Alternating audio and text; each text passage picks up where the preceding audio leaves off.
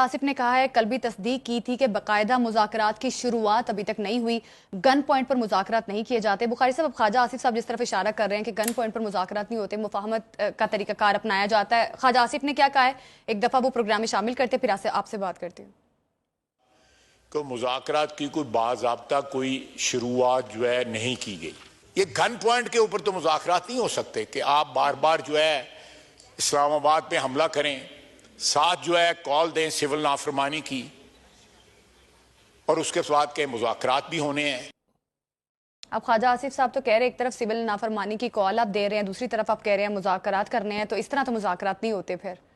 ٹھیک کہہ رہے ہیں، غلط کہہ رہے ہیں؟ یہ تو آپ بتائیں گے۔ دیکھیں، گزارش یہ ہے کہ ایک تو بالکل ان کی بات یہ ٹھیک ہے کہ گن پوائنٹ پر مذاکرات نہیں ہوتے، کیوں نہیں ہوئے اب تک؟ ذرا اس کے اوپر غور کر لیتے ہیں نا تھوڑا سا۔ پہلے کہا چوروں ڈاکوؤں سے نہیں کروں گا، نہیں ہوئے۔ پھر کہا اسٹیبلشمنٹ سے کروں گا، انہوں نے کہا ہم نے تو نہیں کرنے، نہیں ہوئے۔ پھر کہا ہمارے 4 مطالبات مانیں، 26ویں ترمیم کو ختم کریں، ہمارا مینڈیٹ واپس کریں، ہمارے قیدی چھوڑیں، ہمارے بانی کو چھوڑیں۔ کنڈیشن ایسی تھی جو پوری نہیں کی جا سکتی، مذاکرات نہیں ہوئے۔ تو who do you think is responsible؟ اچھا جی، 3-4 مرتبہ انگیج ہوئے حکومت اور پی ٹی آئی۔ جب وہ کوئی فیصلہ کر کے واپس جاتے تھے، پھر ان کی جو ٹھکائی ہوتی تھی جیل میں، وہ پھر قریب، اگر آپ کہیں تو میں حوالے دے دیتا ہوں آپ کو۔ یہ جو نیب کی ریفارمز تھی، اس کے اوپر پی ٹی آئی کے وفد میں اور حکومتی وفد میں اتفاق رائے ہو گیا تھا۔ ان کا اچھا جی ہم جاتے ہیں، جا کے پی ٹی آئی کے بانی سے اس کی اپروول لیتے ہیں۔ جی، پلٹ کے نہیں مڑ کے آئے، وہ بتانے کے لیے بھی کہ کیا ہوئی ان کے ساتھ، اور بہت ساری باتیں اس طرح میں تفصیل بیان کرنے لگوں گا تو بات لمبی ہو جائے گی۔ میرا خیال یہ ہے کہ سب سے پہلے تو پی ٹی آئی کو چاہیے کہ ایک کمیٹی تشکیل دیں، ٹھیک، جو پہلے جا کے ان کے چیئرمین صاحب کی کلسیدی کرے کہ اگر وہ سیریسلی مذاکرات چاہتے ہیں تو پھر وہ مینڈیٹ دیں ان لوگوں کو۔ اگر سبجیکٹ تو ان کی اپروول ہوگا تو then it depends on which side of the bed he has reason. جو ان کا موڈ ہوگا اس کے مطابق وہ ریئیکشن ہوگا، تو مذاکرات تو کبھی کامیاب نہیں ہوں گے۔ چلیے جناب آگے بڑھتے ہیں۔ مذاکرات کے لیے پری کنڈیشنز جو ہے نا، یہ ان مذاکرات کی پری نیٹل ڈیتھ کے مترادف ہوتا ہے کہ اس کا مطلب یہ ہے کہ آپ نے بات کامیاب کرنی نہیں ہے۔ حوالے اس کے ہم دے دیتے ہیں جی۔ 9 مئی 9 مئی کے حوالے سے جو سب سے اسٹرانگسٹ آرگومنٹ تھا پی ٹی آئی کی لیڈرشپ کا، انکلوڈنگ پی ٹی آئی بانی، وہ یہ تھا کہ اگر لوگ حملہ آور ہوئے تھے تو آپ نے روکا کیوں نہیں؟ ہاں، یہاں تک ختم نہیں ہوئی بات۔ پھر انہوں نے کہا آپ نے گولی کیوں نہیں چلائی؟ اگر وہ جی ایچ کیو پہ حملہ آور ہو رہے تھے، اگر وہ کور کمانڈر کے گھر گھس رہے تھے، اگر وہ میاں والی ایئر بیس میں گھس رہے تھے، تو آپ نے گولی کیوں نہیں چلائی؟ یہ آپ نے سن رکھا ہے کہ نہیں؟ جی۔ 26 نومبر اب آپ آئے ہیں اسلام آباد پہ قبضہ کرنے کے لیے، اور اب یہ ہے کہ گولی کیوں چلائی؟ Which part of their statement should we trust? میں کس اینگل سے پکڑوں؟ 9 مئی والی بات ٹھیک کر رہے تھے کہ 26 نومبر والی بات ٹھیک کر رہے ہیں؟ مگر یہ روش ہے، یہ ایک طریقہ کار ہے۔ کیسے؟ آج بھی آپ نے دیکھا کہ ایک صاحب جو ہیں پارلیمنٹ میں گلا پھاڑ پھاڑ کے جو بیان کر رہے تھے، علی محمد صاحب سے ویسے ہم بہت پیار ہے، بہت ڈھنگ کے آدمی ہیں، سلیقے کے آدمی ہیں، لیکن انہوں نے جو چند پوائنٹ اٹھائے ہیں اس کا میرے خیال سے اس کی تھوڑی سی وضاحت بہت ضروری ہے۔ انہوں نے کہا جی کہ وہ بنگلہ دیش بنا دیا۔ مجھے یہ بتائیں، میں پوچھنا چاہتا ہوں ان سے کہ بنگلہ دیش بنانے والوں میں سے کتنے لوگوں نے اسلام آباد پہ حملہ کیا تھا؟ کتنے لوگوں نے جی ایچ کو آگ لگانے کی کوشش کی تھی؟ کتنے لوگوں نے کور کمانڈر کا گھر جلایا تھا؟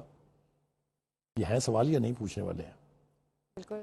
تو آپ نے یہ سب کچھ کیا ہوا ہے، آپ یہ سب کچھ کر کے پھر آپ یہاں تک چلے گئے۔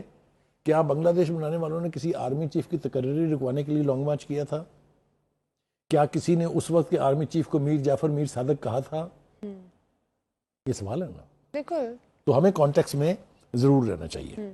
اچھا بخاری صاحب، علی محمد خان صاحب جیسے کہہ رہے ہیں کہ ہم مذاکرات کی کوئی بھیک نہیں مانگ رہے اگر مذاکرات گورنمنٹ نہیں کر رہی، تو اب آپ کو کیا لگ رہا ہے؟ کیونکہ پاکستان تحریک انصاف کی جو قیادت ہے وہ تو مذاکرات کرنا چاہتی ہے، لیکن بانی پی ٹی آئی کی گارنٹی کوئی نہیں دے رہا، کیونکہ بانی P T I you turn لے لیتے ہیں۔ ابھی پچھلے دنوں بھی انہوں نے گفتگو کی تو انہوں نے کہا کہ مذاکرات کے حوالے سے کوئی بات جو ہے انہوں نے نہیں کی۔ تو بخاری صاحب، اب آپ کو کیا لگتا ہے، کیا مائنس اگر بانی پی ٹی آئی کو کر کے مذاکرات کرتی ہے پاکستان تحریک انصاف کی قیادت، تو مذاکرات کامیاب ہو سکتے ہیں یا گورنمنٹ اس طرح سے مذاکرات کر سکتی ہے؟ پہلی بات تو یہ کہ جب پی ڈی ایم بنی تھی ان کا جو 26 پوائنٹ ایجنڈا تھا اس میں بھی یہ بات تھی کہ پی ٹی آئی کے ساتھ بیٹھ کے بات چیت کی جائے. جی بالکل. جب پی ڈی ایم کی حکومت بنی تو سب سے پہلی تقریر جو کی گئی شہباز شریف صاحب نے جو کی تھی وہ یہ تھی کہ آپ آئیے ہمارے ساتھ مساق جمہوریت کر لیں, مساق معیشت کر لیں.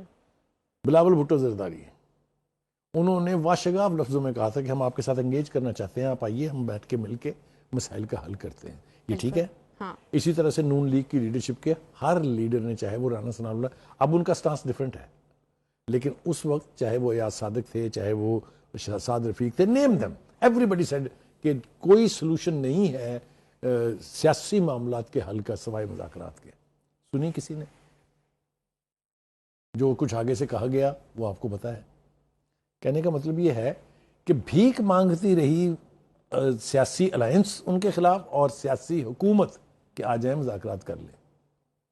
اب جب ایک بڑی میجر ڈیولپمنٹ ہوئی ہے جس کو مارشل کا ہم ذکر کرتے ہیں, اس کے بعد اچانک کمیٹی بن گئی ہے.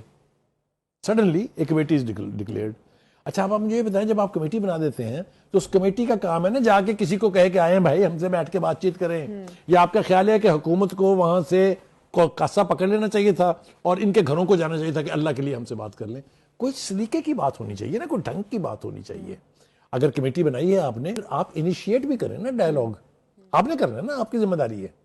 دوسری بات یہ ہے, یہ بات آپ نے بالکل ٹھیک کہی ہے, بات کمیٹیاں بنانے کی یا مذاکرات کی نہیں ہے, بات کریڈیبلٹی کی ہے کہ اگر یہ کمیٹی کسی نتیجے پر پہنچتی ہے تو کیا خان صاحب اس کے پیچھے کھڑے ہوں گے یا نہیں کھڑے ہوں گے. اس کے لیے نہ تو پی ٹی آئی میں کسی میں سکت ہے کہ وہ گارنٹر کھڑا ہو جائے, اور نہ ہی ادروائز کوئی صاحب اس وقت گارنٹی دینے کے لیے تیار ہیں. سو مچ سو کہ مجھے نہیں لگتا کہ باہر سے بھی کوئی گارنٹی دینے کے لیے تیار ہے. ہم نا ایک اپنی بنائی ہوئی دنیا میں رہتے ہیں. ہمارا خیال یہ ہے کہ پریزیڈنٹ ٹرمپ جو ہے وہ الیکٹ صرف اس لیے ہوا ہے کہ اس نے خان صاحب کو چھوڑوانا ہے. اچھا اب جب آپ اس دنیا میں رہتے ہیں تو ان کے followers they start believing it, اور جب اس طرح کا بلیو کیا ہوا چیز پوری نہیں ہوتی ہے تو آپ سوچیں ذرا کیا کیفیت ہوتی ہوگی. قابل رحم حالت ہوتی ہے اس وقت جب آپ ایک چیز کو بلیو کرنا شروع کر دیں اور وہ ہو کے نہ دے. تو اس طرح کے بے پناہ سیناریو میں آپ کو بتا سکتا ہوں. مثال کے طور پہ جب یہ مارچ لے کے آئے تھے اسلام آباد تو آپ کا خیال ہے کہ انہیں یہ یقین نہیں تھا کہ ہم حکومت کو گھر بھیج دیں گے اور اقتدار پہ قبضہ کر لیں گے. جب وہ لانگ مارچ لے کے وزیر آباد میں جہاں وہ سانحہ ہوا تھا وہ چلے تھے تو کیا ان کا مقصد یہ نہیں تھا کہ ہم نے اس بندے کو چیف نہیں بننے دینا؟ مطلب کہنے کا یہ ہے کہ جب آپ ایک امیجینیٹو دنیا میں ایک تاثر قائم کر کے پھر اس پہ بلیو کرنا شروع کر دیں گے تو آپ کو بہت نقصان ہوگا. ایک بات بڑی دیر کے بعد, جیسے کہ خواجہ آصف نے ٹھیک کہا, آج کے ایک ہوا کا ٹھنڈی ہوا کا جھونکا آیا ہے. وہ جو صاحب جو جب اچھلتے ہیں تو ان کی بھی کوئی لیمٹس نہیں ہوتی. نام افضل شیر مروت پایا ہے, انہوں نے آج بات کی ہے کہ خدا کے لیے یہ تصادم چھوڑیں, بیٹھ کے بات کریں, انیشیٹ کریں, دونوں طرفین جو ہیں وہ انگیج کریں. یوٹیوب پر گوگلی نیوز دیکھنے کے لیے youtube.com کی سرچ بار میں googly news T V type کریں. گوگلی نیوز کے پیج پر سرخ رنگ کے سبسکرپشن والے بٹن پر کلک کرنا نہ بھولیے. یوٹیوب پیج پر اپلوڈ ہونے والی ویڈیوز سے باخبر رہنے کے لیے بیل آئیکن پر کلک کیجیے. آپ کو ہر نئی ویڈیو کے بارے میں نوٹیفیکیشن موصول ہو جائے گا.